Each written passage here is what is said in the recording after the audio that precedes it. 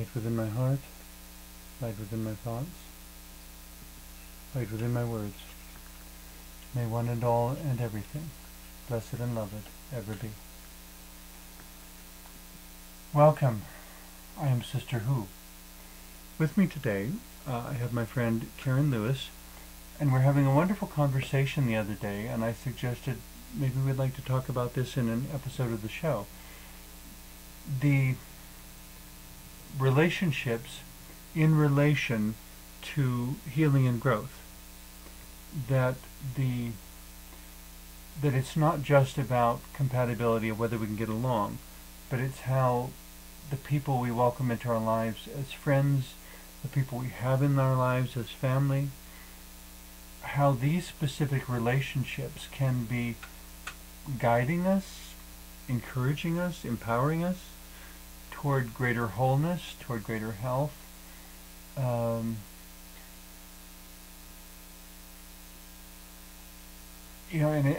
I'm sure there are people watching that, as soon as I say that, are going to start thinking about the relative in the family tree that nobody can stand. And I want to be compassionate to that, but too often when we think of the problems in relationships, we're only seeing them from one perspective, instead of recognizing what the mere existence of those relationships provokes in us, in terms of sensitivity, in terms of ability to cope, so on. Awareness and healing with our own issues. I saw a wonderful greeting card once that had, I'm not sure who wrote it first, but the caption, "The pearl is the oyster's biography." Because the pearl starts with a grain of sand that irritates, and it's by covering it with layers of this shell material that the oyster forms the pearl. And if the grain of sand, if the irritation isn't there in the first place, the pearl will never be created. And it is in that way that when we choose people in our lives, our friends, our partners, those people are the ones who we bond with in some ways deepest perhaps. Also, there's never full compatibility, and so each relationship challenges us. It brings out within each other unresolved issues, places where we can grow and help each other to grow and heal. On one level, I absolutely applaud relationships that have lasted for 20, 30, 40, 50 years. A couple who have been together since they first got out of high school, for example. And maybe they had kids, maybe they didn't, but here they are 40 or 50 years later, still together, still hopefully very much in love with each other. But the thing to me that one has to look at to see whether that's truly a good thing is to look at how they have maintained a relationship that keeps the two of them growing, as opposed to the relationship that is simply two people who don't want to deal with change. And so they're not growing. Perhaps the love went out of their relationship decades ago, but they really don't want to deal with reinventing their life, and so they stay together and share a house, and the years go by and go by and go by. That's two examples of the long-term relationship. So on the flip side are the short-term relationships. The person who is jumping from relationship to relationship to relationship, and sometimes not even noticing that when they end, they all end the same way. It's as if life is trying to tell them what they need to work on, and they're not paying attention. Another option, though, is the person who goes through a series of relationships because they're growing so fast and learning so much that they quickly reach a point where the relationship has nothing more to teach them. Or so they think. Ideally, it's wonderful when the relationship is mutually beneficial, where both individuals benefit equally in terms of growth and self-awareness. Do you think my point is a legitimate one? That sometimes we get to a point where there's nothing more to learn from a relationship? sometimes relationships ought to end. On the other hand, can one learn nothing more from it? Perhaps sometimes one can learn more from a different relationship, and it would be time then to move on. I suppose the Perhaps. question would be to ask, why is it that I can no longer learn anything more here? In some cases, it may be that a whole new perspective on relationships is necessary. You know, that the reason I can't learn more is because my opinion of the teacher is too low. Does that make sense? Yes. Yeah. There's so many possibilities. Well, to use a somewhat metaphorical example, I saw an article in a newspaper a number of years ago where a particular dance company, it was early December, and they were deciding not to perform the Nutcracker Suite by Tchaikovsky again, which is such a traditional holiday performance piece for dance companies. And the person being interviewed made this, I found, incredibly naive comment that they didn't think the Nutcracker had anything more to teach us. And I was just aghast, because I mean, I'm not particularly big on classical music and all, but when you know the full story of the Nutcracker Suite, that it comes from, I believe, now someone's going to write in and correct me, and that's fine. My limited understanding is that it comes from Russian folklore, and that there is this elaborate story behind it about a battle with the Mouse Kingdom and this spell that was cast on a particular person, and it's an incredibly involved story. And I would imagine that most of the people seeing the performances each December have no idea what the background story is. And so in a sense, when this person was saying the Nutcracker has nothing more to teach us, in my mind, it revealed a deficiency in the student, not in the teacher. A deficiency in the student's interest, not in the curriculum's content. With relationships, then, would the person that's wanting to be out of the partnership be simply short, perhaps, on imagination or awareness of where deeper richness lies, or is it a mutual thing? Well, there's also the relational dynamics. Growing up, there were certain social dynamics in place where it was understood, and I figured it out fairly early, that there were certain things as a child I was not allowed to tell my parents.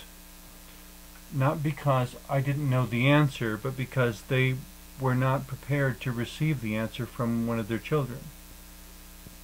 It was this, I guess I would consider it, peculiar social dynamic that adults were assumed to be wiser than children, and the very notion of a child knowing more than his parents would upset the dynamics enormously. I was allowed to borrow my father's pickup truck to run various errands, or actually to go to work on a farm as a part-time job at one point, and so forth, until I correctly diagnosed a faulty water pump. And from that point on, I was never allowed to borrow the truck again, because I had violated the social norm that children are not to be wiser than their parents. But that was not an expectation that served them in the long run. I would say not, but it did sever the communication line. Indeed.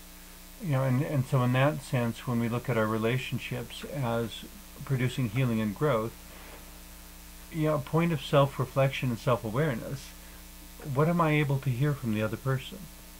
And what am I not able to hear from them? What is something they could say that if they were the one who said it, I wouldn't be able to hear it from them? If I'm ever going to learn that, somebody else will have to tell me. This is why we have so many people in our lives. We have things we can learn from each of them, however brief or however extended the association. I was in a relationship for 9 years with an older man, and one of the frustrations we were forever running into is that there were all these social settings in which if I knew the answer, I had to tell him, and he had to say it, because if I said it, nobody would listen. But if he said it, everybody would say, "Oh, that is so right." And we just wouldn't tell them that I was the one that thought of it. Because someone of my age was not expected to know those sorts of things. And it's still something we struggle with very much in American society, that if you don't have the diploma or the degree, the academic degree, to say that you are an expert, you're essentially not allowed to speak on certain topics. Unless you make it really clear that you're speaking only as a layman, not as a trained professional. There's a lot of fear in a lot of aspects of American society that limits what new possibilities are permitted because of expectations. I mean, on one hand, I think a clinical psychologist should be invited in certain more extreme situations. That when you're dealing with a genuinely clinical psychological condition, such as schizophrenia or multiple personality, or something much deeper and much more complex, yes, you want a trained expert. At the same time, I don't think there's a single person on earth who can't say something that is psychologically relevant.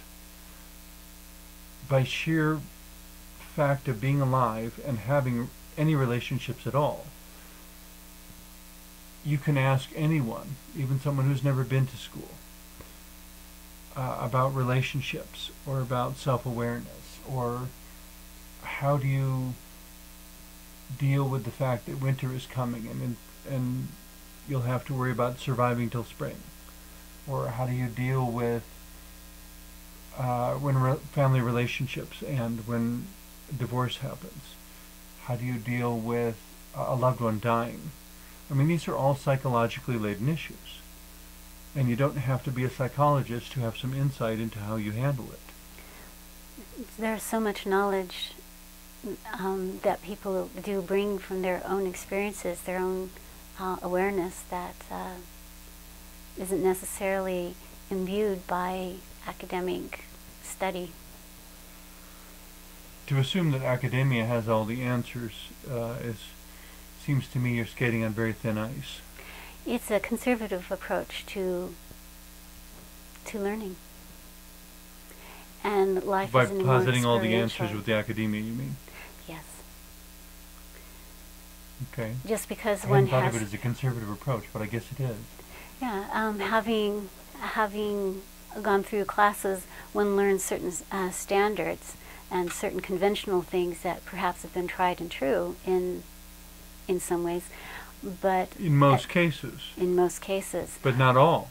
And there's so much that people learn by awareness, by simply living life, by simply thinking about things and putting them together. Mm-hmm. Teachers with insight,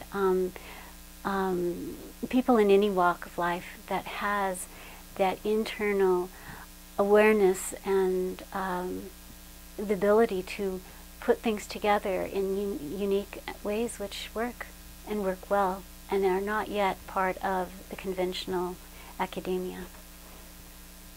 Which is where if you're in a unique situation and you're waiting for the expert to arrive to give you the answer, you could lose valuable time and encounter a worse consequence by not using what some people might call the folk wisdom that is more immediately available. Folk wisdom or inner awareness. I mean, granted, there are aspects of folk wisdom that now are laughable, but the same is equally true. I mean, when people want to say that the experts are the only ones who know, the one I point to is George Washington. It was the recommended medical strategy of the day to deal with certain illnesses by bleeding. The idea of removing bad blood from the body so that the body could heal. Well, they bled him to death. Yes. Those were the experts. and the respected medical professionals of his day. Thankfully, we've learned better methods since then. But I think the same caution exists. You know, the doctor does not always know best. The doctor has training, has experiences, has read lots of books, has been through certain educational exercises. When the doctor comes into the room with you, it's a unique situation. And I certainly hope he has more than simply what he learned. I hope he has the insight to take it beyond to a new level. His own intuitive guidance. Because I suspect there may be a lot of doctors who are not using their intuition. As in any field. In any field, yeah. Well, I met a school teacher once who, he said he didn't know why he never had the ability in childhood and during his young adult years, but around middle age, for some reason, he suddenly found that he had the ability to perceive the auras of his students in the classroom. Which I don't know if the understanding that it's a general idea or not. Certain gifted individuals, for reasons I don't think anyone's completely determined, can look at someone and see an energy field around the person. As far as the physical eyes, it's regarded as invisible, but it's like you sense some sort of radiating energy, like the glow around a light bulb. And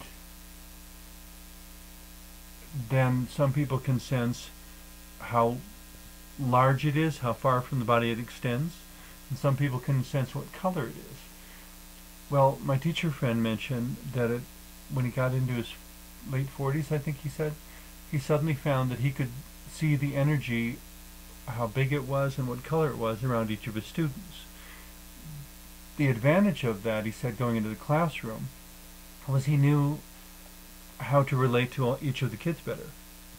You know, he knew who the restless ones were, who were going to be more challenging, who needed to be watched more carefully. He knew which ones were going to be focused on their work and so forth, because he was reading more about them than they realized they were putting out.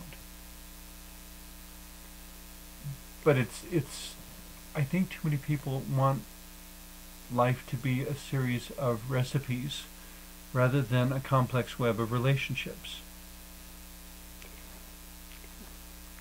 Do you understand what I mean by that? Oh, absolutely. Some people like things to be simple and essentially cut and dried. Follow this path and things will work out well for you. You'll be successful or whatnot. As opposed to using your inner wisdom and creating your life anew and growing from this. Which is where, if we want our relationships to be tools of healing and growth, we have to be ready for it to be something that is always fluctuating, always questioning, always a little bit uncertain, but kind of sort of in this direction.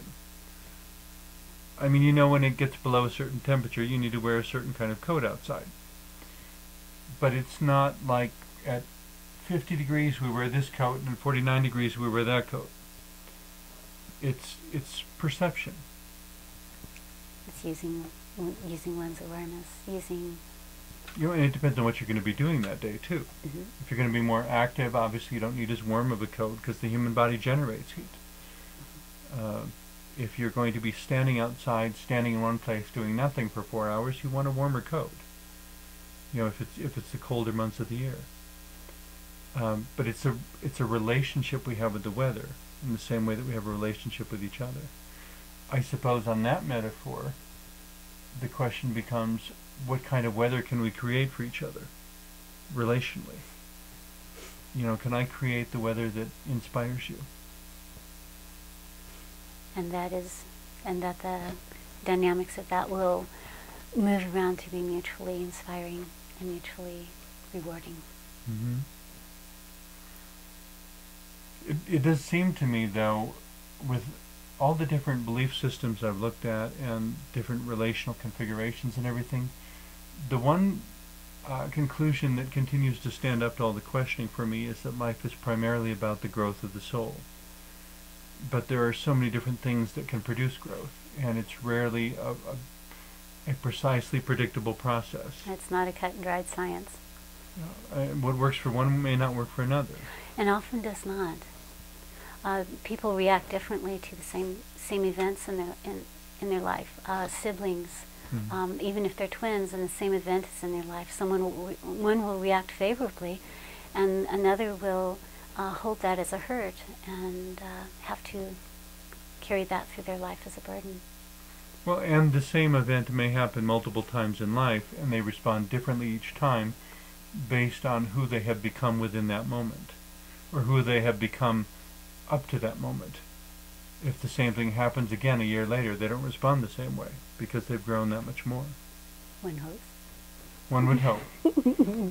I always wanted to ask, but I've never really gotten a good answer from anyone. In a basic psychology course in high school, we learned about Maslow's hierarchy of needs.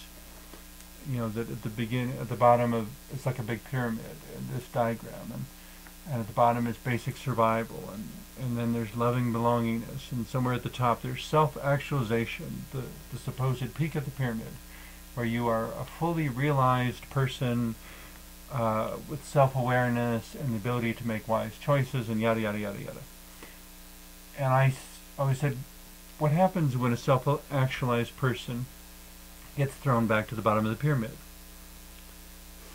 When the person who is fully developed in every way is suddenly, by misfortune or war or societal upheaval or whatever, thrown back into a circumstance of fighting for basic survival. And what I discovered for myself along those lines was that I couldn't answer the basic questions the same way I did before, because now I had a sensitivity to broader, deeper ethics than I had the first time. You know, when we're on our way up the pyramid the first time, we didn't know any better, so we designed automobiles that created an enormous amount of air pollution. If we suddenly, through whatever upheaval, get thrown back to needing transportation, we know better, and now we have to build a car again. But if we've truly grown, we won't allow ourselves to build the same kind of car we built the first time around. Because before we didn't know any better, and so we built a bad example, and then we learned from it, and we built better ones, and now we have to build something basic again, but we can't make the same mistake. Each time we do something, we learn, and we come to a different level of our understanding. Mm-hmm. But it means that the struggle for survival is going to be answered in successively different ways. And what worked last time may be ethically unacceptable this time. Circumstances have changed. Mm-hmm. Our awareness has changed. Our awareness especially. You know, that maybe we didn't realize who we were hurting the first time.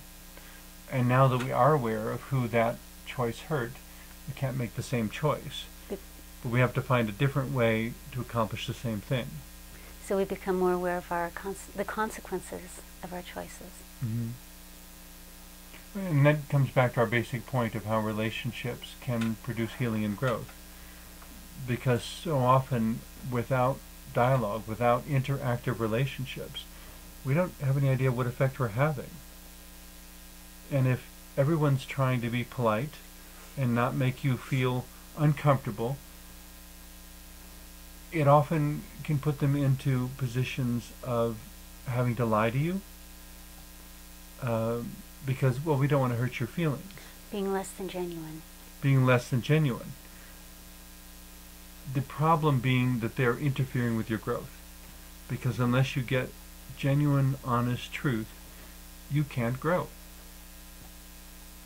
If one doesn't get the feedback, yeah, one can't bring all of one's awareness into it if something is off kilter.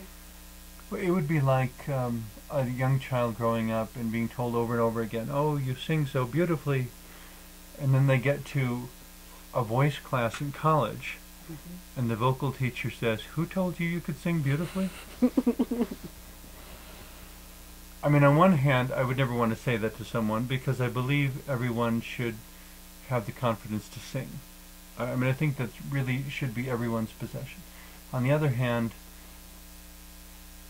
I sing for myself, and I'm not going to deceive myself into thinking I'm a consummate professional ready to sing at Carnegie Hall. My voice is not that well trained or that exceptional, that I could command an audience of thousands by singing a song for them. That doesn't mean I should stop singing, but it probably does mean I should be honest and accurate with myself about the quality of singing I'm able to produce. That if you simply want someone to lead a campfire sing-along at your youth group meeting, we'll be fine. If you want someone to sing at your daughter's wedding, I'll recommend some people rather than volunteer. Yes, because I don't know that my voice is quite up to that. But these are the sorts of things we learn through relationships. And, when we come back to relationships being healing, as we're winding up the show here, I recall the young lady I met in college who had been told she couldn't sing. And so she didn't. And the truth was she had a phenomenally beautiful voice, but it was specifically a country western voice, not an operatic voice. And so it was that struggle to get her back to discovering her own voice and discovering the kind of singing that she was supposed to do, and disregard the disapproval of the other person. There is so much healing that can be done